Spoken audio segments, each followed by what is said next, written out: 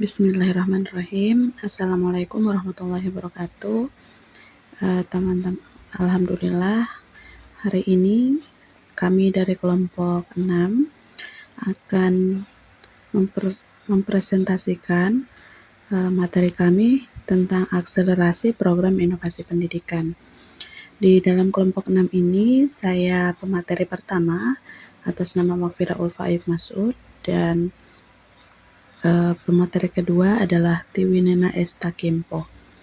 Untuk mempersingkat waktu, saya akan memulai mempresentasikan materinya. Yang pertama adalah perlunya akselerasi inovasi pendidikan. Akselerasi inovasi pendidikan itu sangat penting dan sangat diperlukan agar pendidikan di Indonesia ini bisa lebih cepat maju dan bisa bersaing dengan dunia pendidikan di luar negeri. Yang kedua itu ada permasalahan dan sumber terjadinya inovasi pendidikan. Permasalahan dalam inovasi pendidikan menurut Nurul Zuriyah tahun 2007, sumber-sumber terjadinya inovasi pendidikan yang pertama adalah the unexpected atau kondisi yang tidak diharapkan. Yang kedua ada incongruity atau munculnya ketidakwajaran. Yang ketiga ada innovation based on process need atau kebutuhan yang muncul dalam proses. Yang keempat ada change innovation industry structure of market structure, yaitu perubahan dalam struktur industri pasar. Yang kelima ada demografi atau kondisi demografis. Yang keenam ada change in perception, mood and meaning atau perubahan persepsi, suasana dan makna. Yang terakhir adalah new knowledge atau pengetahuan baru. Permasalahan ini yang pertama itu kondisi yang tidak diharapkan banyak terjadi di pendidikan kita. Misalnya pada masa pandemi lalu itu kondisi yang tidak kita harapkan, di mana kita sebagai bangsa Indonesia baru memulai untuk suatu pembelajaran yang online, di mana pada sebelum-sebelumnya itu kita melakukan dengan offline. Terus berikutnya ada munculnya ketidakwajaran. Di sini yang dimaksud ketidakwajaran adalah dalam proses suatu inovasi pendidikan muncul sesuatu yang tidak wajar, seperti misalnya perubahan kurikulum itu dari KTSP ke K13. Itu ketidakwajarannya adalah ketika di TK kurikulumnya itu tidak memperbolehkan siswa atau murid belajar tentang membaca. Mereka hanya diharuskan untuk bermain. Sementara pada saat jenjang SD, dia itu sudah harus mempelajari atau memahami suatu materi yang lebih tinggi lagi. Contohnya di kelas 1, mereka jika tidak bisa membaca maka tidak akan bisa menyelesaikan soal matematika. Karena pada saat kelas 1 tidak seperti yang sebelum-sebelumnya, mereka akan diberikan soal matematika dalam bentuk cerita. Nah, terus berikutnya adalah kebutuhan yang muncul dalam proses. Kebutuhan yang muncul dalam proses suatu inovasi pendidikan. Misalnya yang tadi pada saat online, kebutuhan yang kita butuhkan adalah seperti data, mempunyai handphone, laptop, seperti itu. Terus perubahan dalam struktur industri pasar, seperti itu yang tadi saya sampaikan. Inovasinya seperti handphone atau data. Terus berikutnya adalah kondisi demografis. Ini dia permasalahannya itu, misalnya kita yang di Papua sedikit tertinggal daripada daerah di luar Papua. Itu yang saya pahami sampai saat ini. Terus yang berikutnya adalah tentang perubahan persepsi, suasana dan makna. Ini contohnya seperti yang tadi sudah saya sebutkan pada saat COVID dan sebelum COVID, atau pada saat era yang sekarang, yang baru, di mana kita menggunakan dua metode, yaitu kadang offline dan kadang online. Terus kita masuk ke new knowledge, yaitu perubahan pengetahuan baru. Mungkin di dalam inovasi pendidikan kita akan memberikan suatu perubahan baru, pengetahuan yang baru tentang metode pendidikan yang seperti apa, dan itu bisa mempengaruhi atau mempercepat suatu proses pendidikan. Oke, kita lanjut ke hal-hal yang mempengaruhi pelaksanaan inovasi pendidikan. Di samping hal-hal yang menyebabkan munculnya inovasi, ada pula hal-hal yang mempengaruhi jalannya inovasi. Menurut Suherli, tahun 2010 menyatakan ada 4 hal yang mempengaruhi. Yang pertama adalah efisiensi program inovasi. Efisiensi program inovasi itu sendiri bisa kita nilai dia mempengaruhi atau tidak dari segi kita lihat dari segi kemampuan siswa tersebut. Apakah metode inovasi itu dia berjalan, apakah dia efisien atau tidak. Berikut adalah tentang kebermanfaatan inovasi. Kita akan lihat apakah dia bermanfaat atau tidak sama sekali inovasi tersebut. Yang ketiga adalah keterlibatan program-program inovasi. Dari semua efisien, dia bermanfaat, itu kita kita libatkan program-program inovasi yang telah kita lakukan. Terus yang keempat ada kebergunaan pertimbangan kuantitas pengguna atau siswa. Seperti yang tadi saya bilang di awal, kita akan lihat apakah dia itu mempengaruhi atau tidak, efisien apa tidak terhadap kualitas dari siswa tersebut. Nah, berikutnya adalah faktor-faktor pemercepat inovasi pendidikan. Yang pertama adalah keuntungan. Menurut Everett M. Rogers, tahun 2008 mengatakan beberapa hal yang dapat mempengaruhi cepat atau lambatnya inovasi adalah yang pertama, keuntungan relatif, yang kedua ada kompatibel, yang ketiga ada kompleksitas, dan yang terakhir adalah mudah diamati. Nah, ada juga faktor-faktor yang dapat mempengaruhi mempercepat inovasi dilihat dari sisi internal maupun eksternal. Faktor internalnya itu dari diri sendiri ataupun dari diri sendiri. Yang pertama adalah motivasi diri seperti ingin maju, berkembang, mencoba, dipuji, dan bersaing. Ini bisa faktor internal ini bisa dari pihak sekolah, orang tua, ataupun murid sendiri.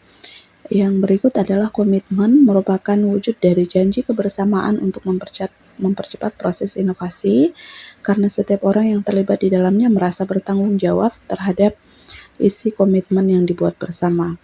Nah, ini dia mempercepat, misalnya tadi yang saya bilang bahwa anak sekolah SD dari jenjang TK berpindah ke SD, itu dia sudah harus pintar membaca. Nah, inovasi yang bisa kita berikan apa? Kita memberikan mereka kelas tambahan setelah kelas yang awal berakhir. Jadi, kita bisa membantu para murid yang awalnya mungkin keuangan orang tuanya tidak mampu, bisa kita memberikan kelas tambahan jika kita adalah gurunya, seperti itu. Nah, komitmennya yang harus kita pegang adalah anak-anak itu harus ikut, dan yang gurunya pun harus terlibat dan harus tepat waktu, seperti itu. Jadi antara orang tua, murid, dan guru harus saling sepakat, dan itu pun harus ada juga dari pihak sekolah yang menyetujuinya. Berikutnya adalah tersedia sumber daya manusia. Maksudnya sumber daya manusia yang baik atau kelompok-kelompok ini akan membawa dampak positif sehingga mampu membujuk pihak-pihak yang masih ragu dengan program inovasi.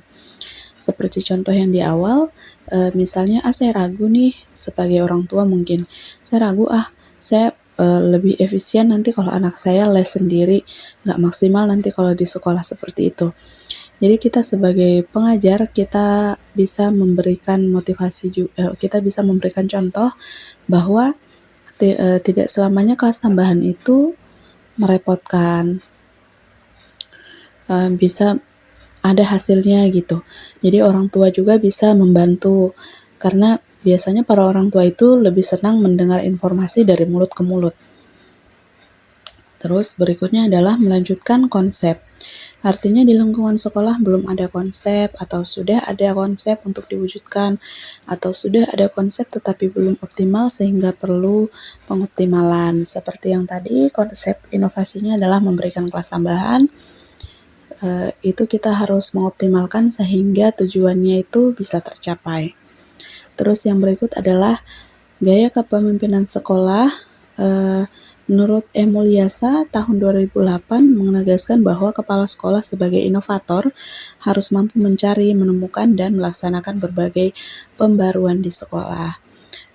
Kalaupun dia sebagai inovator tidak mampu atau mungkin misalnya tidak bisa mencari, dia bisa mengadakan rapat dengan dewan-dewan guru, staf pengajar, mungkin adakah inovasi yang ini, lalu beliau bisa memutuskan apakah itu bisa dilakukan atau tidak dengan pertimbangannya. Berikutnya adalah faktor eksternal. Faktor eksternal ini faktor dari luar, jadi misalnya dari lingkungan.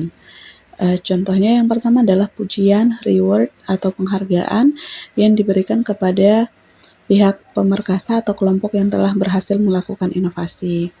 Jadi ketika anak-anak murid kita berhasil, kita bisa memberikan pujian, bisa kita memberikan reward, seperti itu. Yang kedua, adanya peraturan dan instruksi. Nah, peraturan dan instruksi ini kembali ke poin yang di awal bahwa antara guru dan murid, juga orang tua, harus mengikuti instruksi dan peraturan yang akan ditetapkan oleh kepala sekolah. Yang ketiga adalah tersedianya dana baik yang berasal dari komite sekolah, block grant, maupun bantuan langsung dari pemerintah pusat. Inovasi akan berjalan cepat karena umumnya kegiatan inovasi berbanding lurus dengan biaya.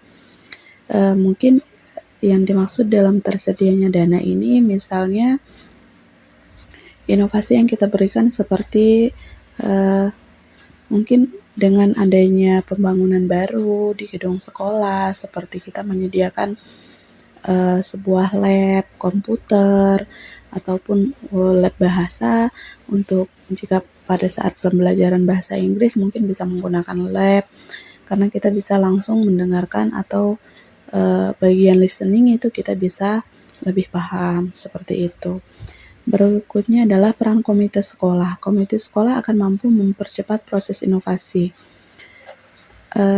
Komite sekolah yang mampu menggali dana dan dukungan non-material dari berbagai pihak. Jadi misalnya kayak tadi, komite sekolah akan mengadakan rapat, terus melakukan misalnya ada suatu inovasi yang ingin dikembangkan, mereka juga turut andil dalam hal tersebut dengan cara menggalang dana, mungkin seperti itu.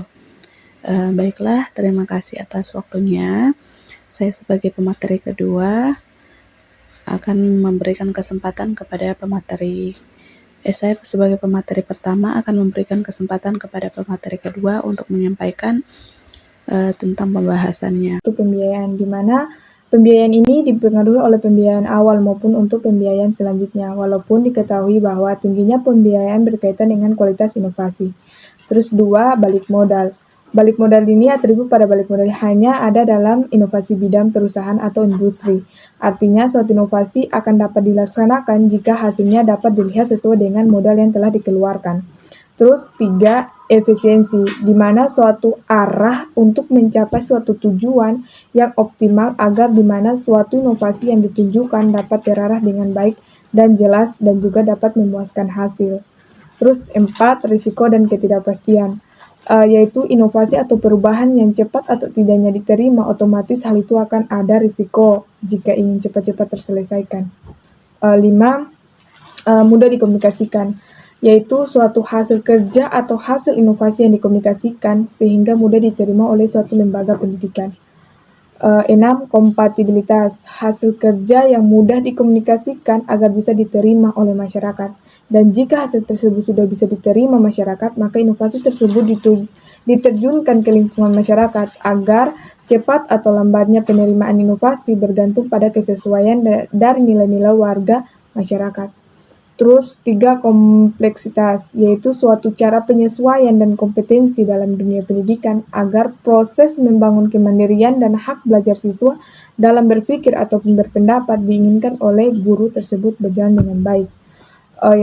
8, status ilmiah, yaitu inovasi yang mudah dimengerti dan digunakan oleh penerima atau akan cepat diterima masyarakat. Maksudnya, jika perubahan atau tatanan inovasi dimengerti oleh masyarakat, maka hal itu akan mudah dan cepat tersebar luas. Sebaliknya, 9, kadar keaslian, yaitu masyarakat menerima inovasi apabila dirasakan di dalam inovasi sebagai mestinya untuk suatu perubahan. Jadi dilihat lagi apa inovasi tersebut dapat diterima atau tidak tergantung dari yang menerimanya. 10, dapat dilihat kemanfaatannya. Apabila suatu inovasi hasilnya mudah diamati, maka akan cepat diterima oleh masyarakat. Dan sebaliknya, apabila inovasi yang suka diamati, maka hasilnya akan lama diterima oleh masyarakat. 11, dapat dilihat batas sebelumnya. Jadi, inovasi akan semakin cepat diterima oleh masyarakat apabila dapat dilihat batas sebelumnya. Jadi, apabila semakin cepat inovasi diterima oleh masyarakat, maka semakin cepat lebih baik. Terus 12, keterlibatan sasaran perusahaan, yaitu inovasi dapat mudah diterima apabila warga masyarakat diikut sertakan dalam setiap proses yang dijalani. Terus 13, hubungan interpersonal. Jika hubungan interpersonal baik dapat mempengaruhi temannya untuk menerima inovasi dengan hubungan yang baik, maka temannya akan menjadi tertarik untuk menerima inovasi tersebut. 14, kepentingan umum atau pribadi. Inovasi yang bermanfaat untuk kepentingan umum akan lebih cepat diterima daripada inovasi yang ditujukan pada kepentingan sekelompok orang. 15, penyuluh inovasi. Penyuluh inovasi ini untuk melancarkan hubungan dalam usaha mengenalkan suatu inovasi kepada organisasi sampai di mana organisasi mau menerima inovasi tersebut. Di sini juga ada proses akselerasi inovasi, yaitu suatu proses yang berkaitan dengan yang mendasarinya. Oleh karena itu, proses inovasi dapat dimaknai sebagai proses keputusan inovasi. Proses akselerasi inovasi juga ada 2. Yang pertama itu makro, yang dimana secara luas. Kalau diinovasikan mungkin terdapat campur tangan dari orang tua. Terus mikro, secara kecil atau dalam sekolah. Seperti kurikulum yang mana mungkin ada perubahan yang masih menggunakan KTSP sudah diganti ke K13 begitu. Sekian. Baiklah, itu tadi paparan materi dari kami, kelompok 6. Kurang dan lebihnya kami mohon maaf. Wabillahi taufiq wal hidayah. Wassalamualaikum warahmatullahi wabarakatuh.